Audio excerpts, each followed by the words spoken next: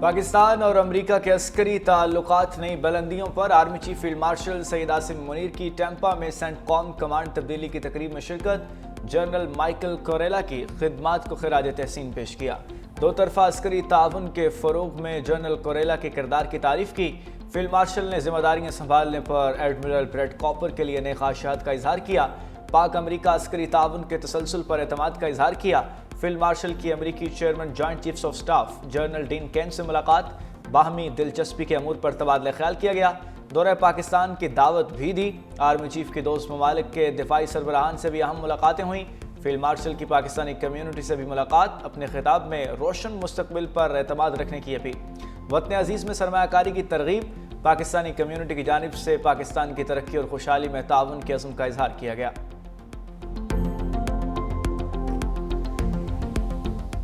کراچی میں ڈمپر تلے کچلے جانے والے بہن بھائی کی موت کا مقدمہ درج۔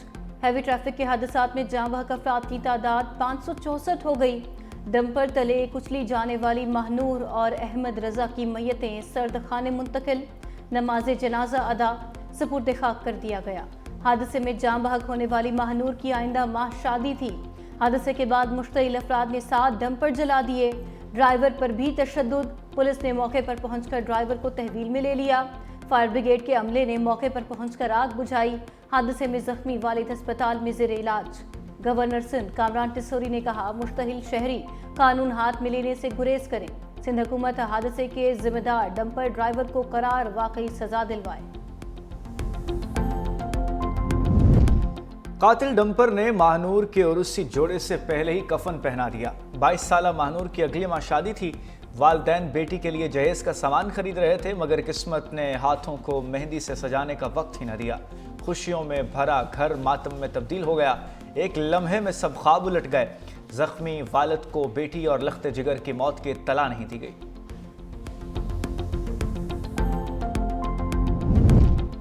حکومت سندھ اور ٹرانسپورٹرز میں مذاکرات کامیاب۔ ٹرانسپورٹرز کا احتجاج ختم کرنے کا فیصلہ۔ سینئر وزیر شرجیل انعام میمن کی ٹرانسپورٹرز سے ملاقات۔ حادثے اور پرتشدد واقعات پر تشویش کا اظہار۔ شرجیل میمن کی پرتشدد واقعات کی شدید مذمت۔ کہا انسانی جان کا ضیاع ناقابل تلافی ہے اور یہ ہمارے لیے انتہائی افسوسناک ہے۔ اس بات کو یقینی بنایا جائے کہ آئندہ ایسے واقعات رونما نہ ہوں۔ جنہوں نے قانون ہاتھ میں لیا اور فسادات کو ہوا دی ان پر انسداد دہشت گردی کے تحت مقدمات درج ہوں گے۔ ٹرانسپورٹرز کے نقصان کے تعین کے لیے کمیٹی تشکیل دی جائے گی۔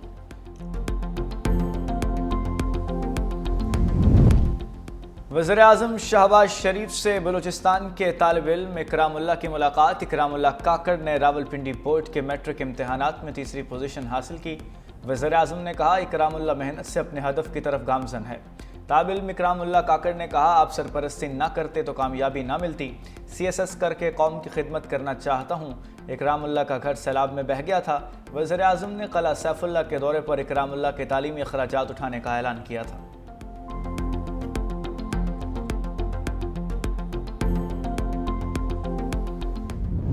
ہماری سانسیں، ہمارا خون، ہمارا جذبہ، ہمارا جنون، سب تیری حفاظت کے نام۔ ہماری ہر پرواز، ہر اڑان پاکستان کے وقار اور سربلندی کے نام۔ ہر لہر کے سینے پہ بن کے کھڑے ہیں ہم حفاظتی دیوار، ہم ہے اس کی ہر موج کے پہرہ دار۔ معرکہ حق میں حصول آزادی سے تحفظ آزادی تک کا سفر۔ یوم آزادی کے موقع پر پاکستان کی مسلح افواج کا ملک کی حفاظت کے لیے ہر قربانی دینے کا عزم۔ پاکستان کی مسلح افواج کا ملک کے دفاع کے لیے کسی بھی قربانی سے دریغ نہ کرنے کا عزم۔ پاک فوج کے جوان نے کہا ہماری سانس، خون، جذبہ اور جنون سب وطن کی حفاظت کے نام ہے۔ پاک فضائیہ کے نمائندے نے کہا ہماری ہر پرواز اور ہر اڑان پاکستان کے وقار اور سربلندی کے لیے ہے۔ پاک بحریہ کے اہلکار نے کہا ہم ہر لہر کے سامنے حفاظتی دیوار بن کر کھڑے ہیں۔ پاک رینجرز کا بھی وطن عزیز کے دفاع کے لیے ہر لمحہ تیار رہنے کا عزم۔ ملک بھر میں جشن آزادی تقریبات جوش و خروش سے جاری ہیں۔ کراچی میں ساحل سمندر پر منی میراتھن۔ محمد سجاد اور ماہنور کی پہلی پوزیشن۔ لاہور آزاد کشمیر کے شہر باغ اور ڈیرہ اسماعیل خان میں سائیکل ریلیاں نکالی گئیں۔ شہریوں کی بڑی تعداد میں شرکت۔ سکھر میں آج میوزیکل نائٹ کنسرٹ بھی ہوگا۔ راحت فتح علی خان، ماروی صنم سمیت دیگر فنکار شرکت کریں گے۔ خواتین کے لیے سیکیورٹی کے خصوصی انتظامات۔ جشن آزادی کے حوالے سے تقریبات کا سلسلہ 14 اگست تک جاری رہے گا۔ مختلف سپورٹس مقابلوں کا انعقاد بھی کیا جائے گا۔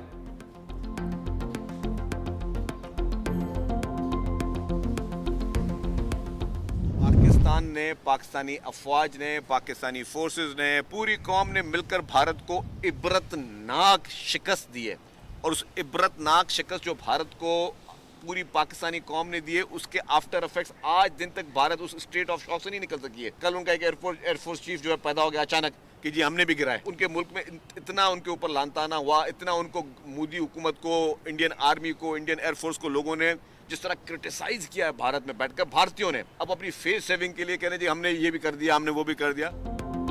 پاکستان نے حالیہ جنگ میں بھارت کو عبرتناک شکست دی۔ بھارتی ایئر چیف کا بیان فیس سیونگ کی کوشش ہے۔ سینئر وزیر سندھ شرجیل انعام میمن کی نیشنل اسٹیڈیم میں میڈیا سے گفتگو، کہا پاکستان کے ہاتھوں شکست کے بعد بھارتی رہنما اپنے عوام کو منہ دکھانے کے قابل نہیں رہے۔ ہم جشن آزادی کے ساتھ مارکہ حق کی جیت کی بھی خوشی منا رہے ہیں۔ 13 اگست کو کراچی کے نیشنل اسٹیڈیم میں گرینڈ میوزیکل شو ہوگا۔ یہ سندھ حکومت یا پیپلز پارٹی کے نہیں، پاکستان کے پروگرامز ہیں۔ شرجیل میمن نے نیشنل اسٹیڈیم میں یوم آزادی گرینڈ میوزیکل شو کے انتظامات کا بھی جائزہ لیا۔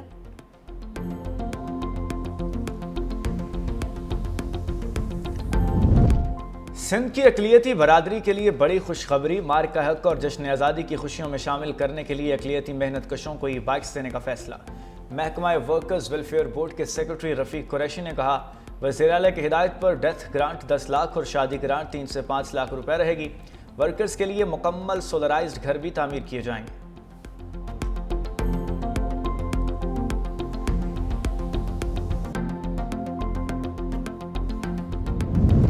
پاکستان اور امریکہ کے دو طرفہ تجارتی حجم میں 16% اضافہ، 365 نے اعداد و شمار حاصل کر لیے۔ گزشتہ مالی سال پاک امریکہ تجارت کا حجم 7 ارب 59 کروڑ 80 لاکھ ڈالر رہا۔ پاکستان کی امریکہ کو 5 ارب 83 کروڑ ڈالر کی برآمدات، گزشتہ سال کی نسبت 10% اضافہ ریکارڈ کیا گیا۔ امریکہ کی پاکستان کو درآمدات کا حجم 1 ارب 76 کروڑ 30 لاکھ ڈالر رہا۔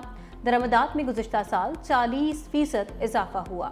ایک سال میں امریکہ کے ساتھ پاکستان کا تجارتی سرپلس 4 ارب ڈالر سے زائد تھا۔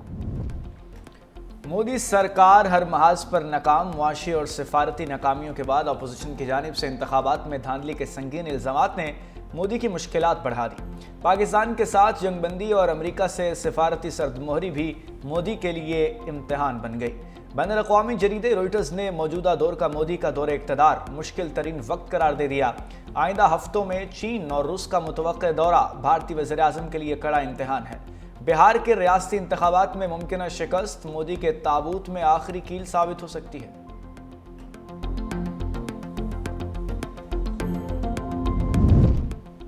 ڈیپٹی وزیر اعظم اور وزیر خارجہ اسحاق ڈار کا ترکیہ کے وزیر خارجہ حکان فیدان سے رابطہ، دو طرفہ تعاون اور علاقائی اور عالمی امور پر تبادلہ خیال۔ دونوں رہنماؤں کا غزہ کی سنگین انسانی صورتحال پر گہری تشویش کا اظہار۔ اسرائیل کے مکمل فوجی قبضے کے منصوبے کی شدید مذمت۔ اسحاق ڈار نے کہا اسرائیلی منصوبہ بین الاقوامی قوانین اور سلامتی کونسل کی قراردادوں کی کھلی خلاف ورزی ہے۔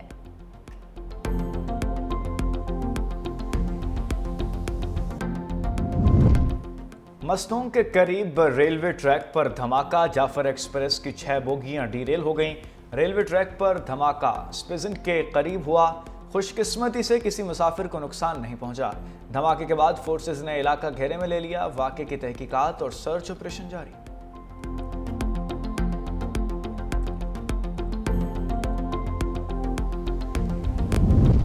کوہستان سکینڈل صوبے کا نہیں بلکہ وفاق کا معاملہ ہے۔ سابق حکومتوں کی کرپشن کو ہمارے خلاف ہتھیار بنایا جا رہا ہے۔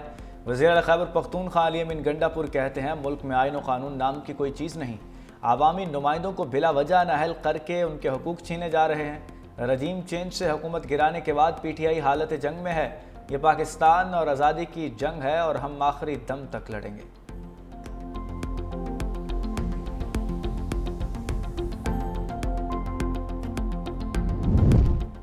اپوزیشن لیڈر کے لیے میرے نام کے حوالے سے باتیں درست نہیں۔ آج کل شوشہ چھوڑا جا رہا ہے، 27ویں آئینی ترمیم لائی جا رہی ہے۔ ملک میں موجودہ نظام آئینی ہے، نا قانونی۔ پی ٹی آئی رہنما اسد قیصر کی میڈیا سے گفتگو، کہا مجھے خدشہ ہے کہ ملک ایک شدید انارکی کی طرف جا رہا ہے۔ मेरिट पर सुने जाएं तो मुकदमात में कुछ नहीं रखा।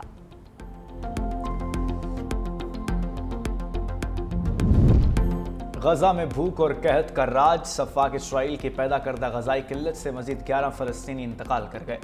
भूख के बायस होने वाली अमवात 212 हो गईं। जबालिया, खान यूनुस और दीर अल बलाह समेत गजा के मुख्तलिफ इलाकों में वहशियाना बमबारी का सिलसिला न थम सका।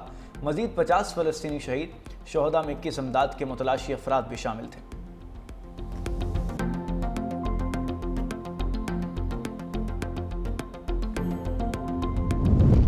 तुर्क सदर रजब तैयब एर्दोगान का फ़लस्तीनी सदर महमूद अब्बास से टेलीफोनिक राबिता।